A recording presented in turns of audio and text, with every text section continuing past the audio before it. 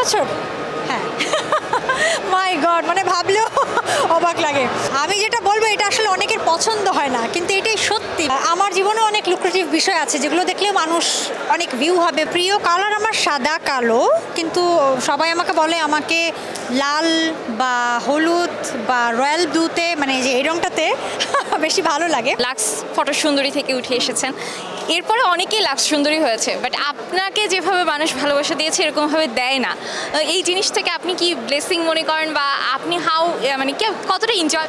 তাই কি আর কাউকে ভালোবাসা দেয় না? না, মানে আপনাকে অনেক অনেক ওইরকমভাবে মনে রেখেছে এখন কয়জনকে? যে আমি অনেক আগের এটা হয়তো অনেকেই জানেন, আমি 2002 চ্যাম্পিয়ন। 22 বছর?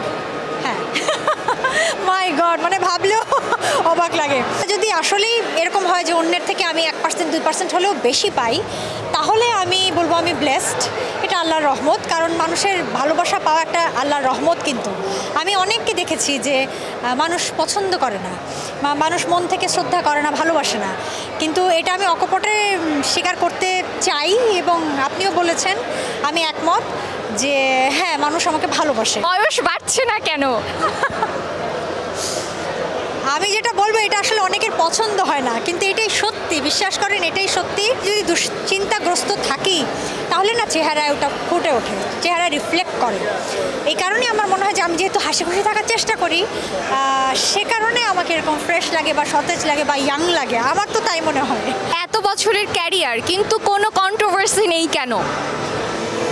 আমি তো খুব সতর্কভাবে আমার প্রফেশনাল লাইফ এবং পার্সোনাল লাইফ খুব আলাদা রেখেছি, খুবই সতর্কভাবে। আমি তো চাইলে আমার ব্যক্তিগত জীবন এখন যেভাবে মানুষ সোশ্যাল মিডিয়া রিলস আরও কী কী সব যেন আছে, এত টার্ম আমি জানিও না, আমি চাইলে আমি দিতেই পারি।